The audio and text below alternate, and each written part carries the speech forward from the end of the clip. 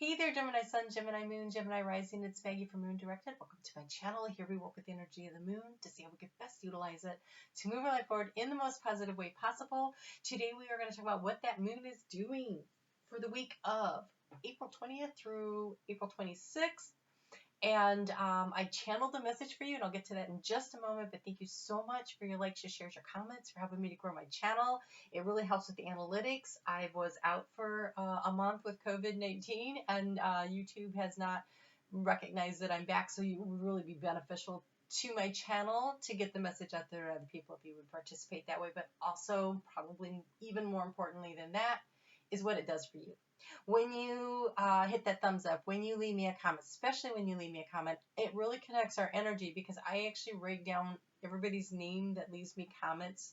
And when I go to focus to try to get into your energy, then I have your name right in front of me, and so I can connect into that energy a little easier, and you're more likely to get messages that resonate for you.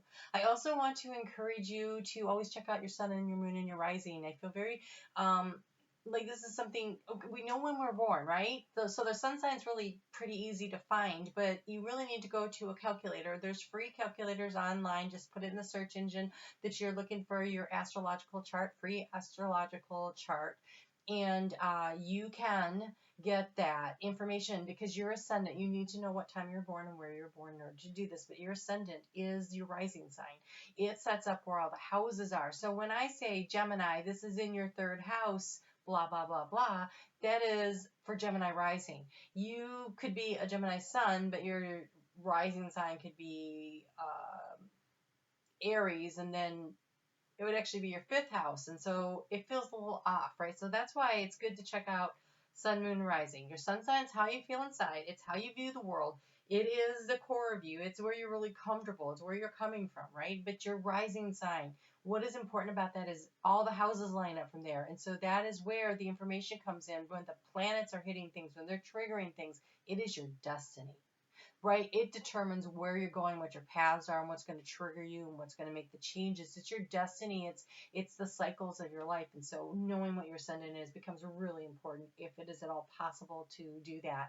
I'm pretty good at helping people figure out their ascendant if you don't know that information. So that is something you can do. Your moon sign. Your moon sign is important because it's how you feel, how you react, and how you respond to what's going on. So knowing the placement of your moon is pretty easy to do, even if you don't know exactly what time you're born. And the moon changes signs every 2.5 days, and so it could be off by a day. A sign, but you'll notice as you're listening to the videos what resonates and what doesn't, and a lot of times you'll be able to figure out where your moon is if you're unsure. So that is kind of like, what did you feel like that day? How did you feel? What parts of your life are being affected? And so it's really important to try to figure that stuff out. So I really want to encourage that. So your channeled message was really freaking cool. I saw this field of these beautiful, it was blue skies and just the green kind of grass and really brightly green, but all these flowers just dancing in the breeze, and they were these beautiful yellow flowers. And I'm looking at them and I'm like, are those daffodils? And I get up really close and I'm like, they are daffodils. Daffodils are supposed to grow down by the river. What the heck are they doing out here in the bright sunshine? I don't know, but that's what I saw. So what does that mean? Well, daffodils, the spiritual meaning of daffodils, it's new beginnings. It's new opportunities. It's the rebirth, right? They come up in the spring, they pop up. You know, you will see them in lawns, but they can't handle the sun very long. They grow in the shade better, in the wet soil. They're just not really out in the middle of a field like that. But I think that means to start where you are, to create your new life where you are, to recreate, to rebirth, to move forward where you are. So today I had very small images for everybody, and so I went to the Foxfire Kinsu Oracle to get additional guidance about where everything was going. And you got the card of immortality. That's a peach tree that young lady is sitting in with a very, very large bird. But it looks like the bluebird of happiness, and daffodils just look like they're smiling and happy all the time, right? And so this says you are a lifetime's long seeker. Your soul has journeyed and traveled through skins and forms and elements time and again. So it's that rebirth process, right? In this lifetime, you are being offered the wisdom of all that has gone before in order to continue the healing journey of your own soul. You are surrounded by the energy of the peach blossom tree, a great old tree that grows deep within the Kitsune realms, and those who reach it are small compared to its mighty branches. You are now climbing the tree of immortality, and as you climb, your soul is refining itself, becoming more pure, more wise, shedding all that once held you back. The tree of the immortals whispers to you that you are one of its children, that you are immortal, and that you will return to its branches again and again in lifetimes to come. The tree of immortality knows that you are growing strong, and it will offer to you now some of its vast wisdom so that you can climb further into the journey of the soul. Know that you are being offered time here in this lifetime to complete your soul's task, to be surrounded by beauty and joy, and to have aspirations for your physical form. You are asked to not attempt to force some kind of an inhuman perfection on yourself. Instead, the tree of immortality asks you to embrace yourself and to love yourself with patience and kindness.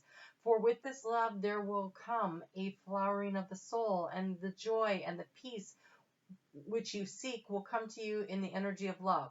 For now, though, child of the peach flowers, sit a while in the branches of the tree of immortality, the tree that has seen infinite ages, infinite changes, and watch the fruits of the Spirit grow, and know that you are seen, accepted, and loved by the wise and sentient God of the forest of the Kitsune.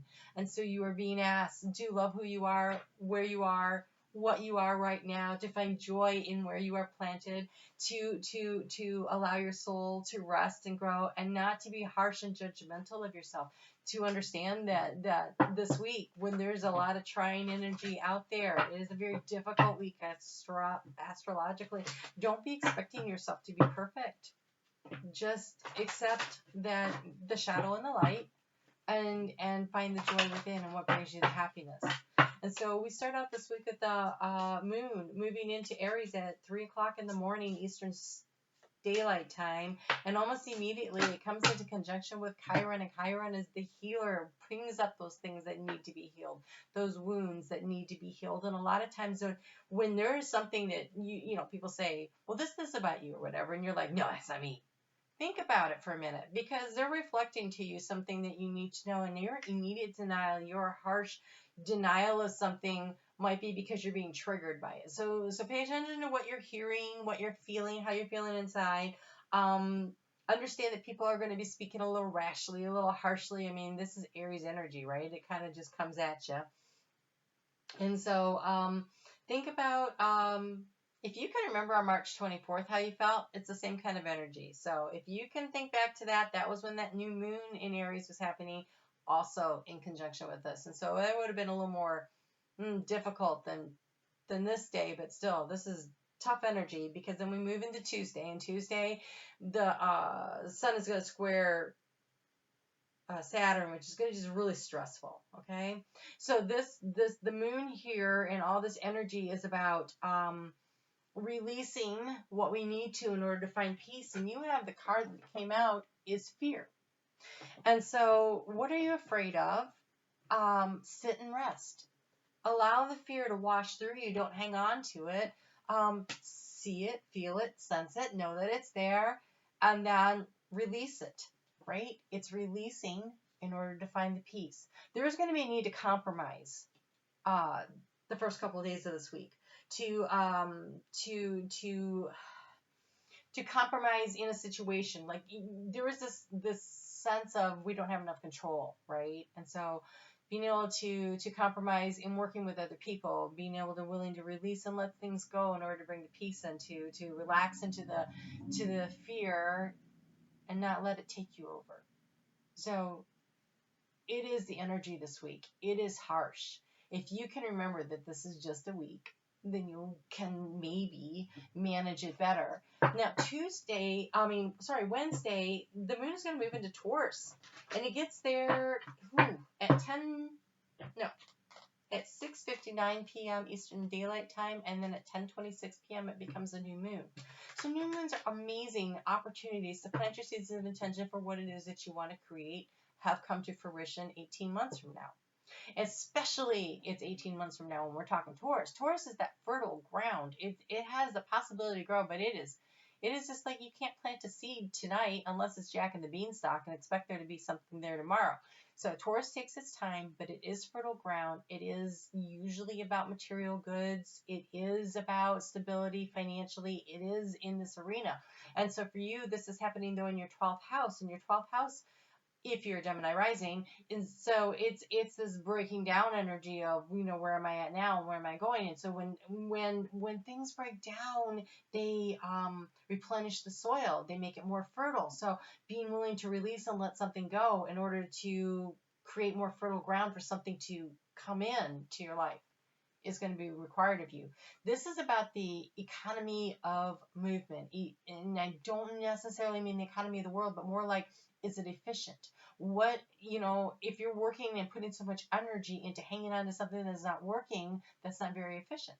So releasing and allowing something to go in order to have a new beginning, in order to have that rebirth promised by the daffodils, right? So this energy it's tough that day. We've got the moon, which is squaring off with both Pluto and Jupiter and Saturn. So that's three things, not both. Okay, so really tough energy that day. Don't let that stop you from sitting down, writing out, counting out your blessings. What are you grateful for? Because you raise your vibrational energy and you attract in higher vibrational opportunities when you do that. And so counting your blessings and thinking about, where do I want to be 18 months from now? Taking the opportunity to look a little further down the road. So let's just say, for instance, 18 months from now, I want to be credit card debt free. That is a great thing that Taurus would be so good at, and 18 months is probably doable. And then you sit down and you do the math and you figure it out. Well, if I'm going to do that, and then what do I need to release? Well, I might have to give up that latte every day. I might have to. So that's the kind of thing where you're releasing something you're very comfortable with, something you're used to doing. You're making a sacrifice in order to bring in what it is that you want. What is your long-term goal? And so this week is a lot about that. And so it is about the new beginnings, and it is about the realization that there's a brighter future up ahead. And the card that you have for the energy of this new moon to use is you have dreams of abundance. So yes, what is it going to take? What do you want, right? And so it says, as you sleep, God, your angels, and your higher self are giving you divinely guided ideas and answers. Be sure to record your dreams in a journal because they contain valuable insights that will help you manifest your desires into reality. So, listening to your higher self at night when you're sleeping. Journaling is so great for an air sign to do in the first place. So make sure you're writing down what you want, asking for guidance so that you can receive it. They can't give you what you don't ask for. That is the way the universe works because you have free will. So ask for what you want so that you can receive it.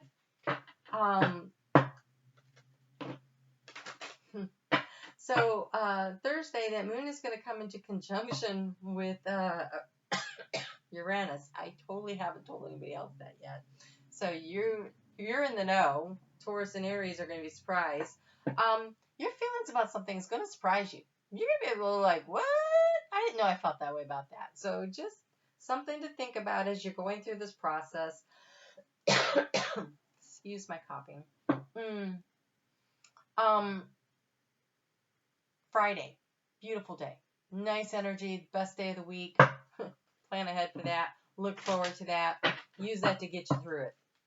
And then the moon is going to move into your sign, Gemini, at 3 o'clock in the morning on Saturday. All right. This weekend, tough energy again. So really enjoy Friday. Do your best to enjoy Friday. Okay, so nice thing about Saturday is that Pluto is going to go retrograde. And so all this chaos is going to start to be an opportunity to start taking a look at what happened. What can I salvage out of this? What's worth it, and what do I need to let go of? What's not working in my life? Wow, you just got so many cards that came out. Probably because the moon is in Gemini. Mercury, your ruling sign, is going to square off with Pluto and transformation and Jupiter expansion. And so communication that day is dicey. So maybe writing down what you're thinking instead of saying it, just kind of waiting out the energy would be good because that sun's going to conjunct with Uranus on Sunday, bringing in some unexpected breakthroughs. They could be thoughts, they could be physical, they could be emotional. But when that happens, it could be good or it could be bad. And so to create the best opportunity, mind where you are. You know, this moon in Gemini is a great opportunity for some idea that has been percolating around in your brain that really needs some more research. So take the time to research it. Maybe not communicate it out to the world yet. It's not the time, but it is the time for researching. So there's a need to accept the divine help and the guidance that could be coming to you through your dreams. Be sure to ask for it. And then there is the opportunity for growth. So there's an acceptance of a situation so that you can grow. Okay, so you have so many cards here. You have, oh, this is beautiful. Okay, so for some of you, you've been utilizing your time in lockdown to spend some time with your significant other in a very nice way, because I am the angel of families. A happy change or addition is coming to your family. This, of course, is not for everybody, but I think, you know, we have a lot of COVID babies on their way. You also have Celeste. A happy move to a new home or a place of employment is in the works. The movement will usher in positive new energy. You are at the end of a cycle in your life. Call upon your angels to comfort you and guide you to the next step, but happiness awaits you now. That is that rebirth cycle, right? So something new happening either in the job front or in the home front. There is a change coming, but you are at the end of a cycle because you're supposed to be at the end of the cycle, and that is okay. You also have Archangel Uriel showing up, and Archangel Uriel is works with your Akash, with all the wisdom and the knowledge that has been stacked away lifetime after lifetime that you can tap into. And so it says here, your emotions are healing, which enables you to open to greater love. I will help you release anger and unforgiveness from your heart and your mind. So this fear, this doubt, this anxiety that you have, this is what you need to be releasing. The anger, the rage, so that you can bring the peace in. Because it is from a place of peace that is the best place to plant your seeds of intention for the future moving forward. So you guys have a lot happening. Yeah, do. Let's get you a color card for the week. Big change, new cycle, things happening. But what do you want? Write it down and make a plan. Do the research. Create the plan. And keep your ideas to yourself right now. I think that would be wise. Wow, you have lots of messages. Okay. You have bronze, strengthen your body. I thought I saw something that said that you needed to do that. I don't know, in my head. Okay, so strengthen your body. Taking care of yourself. Going for walks, what you eat, getting enough sleep, making sure you stay hydrated, and if possible, if you can actually do some Pilates, some yoga, some weight training in your home, that would be excellent, right? You have watermelon, which I love. Have fun with your inner child. This is releasing the anger and the anxiety and letting it go and finding the joy in your life and brilliance. Discover your sparkle. So they're really encouraging you, and maybe through the action of doing the physical, you also help to release some of that emotional anxieties and the fears, and then go and find the joy in your life. But most importantly, plant your seeds of intention. It is going to take a while. You need a plan, but you can get there. All right, I will see you next week, Gemini. You take care. We'll talk soon.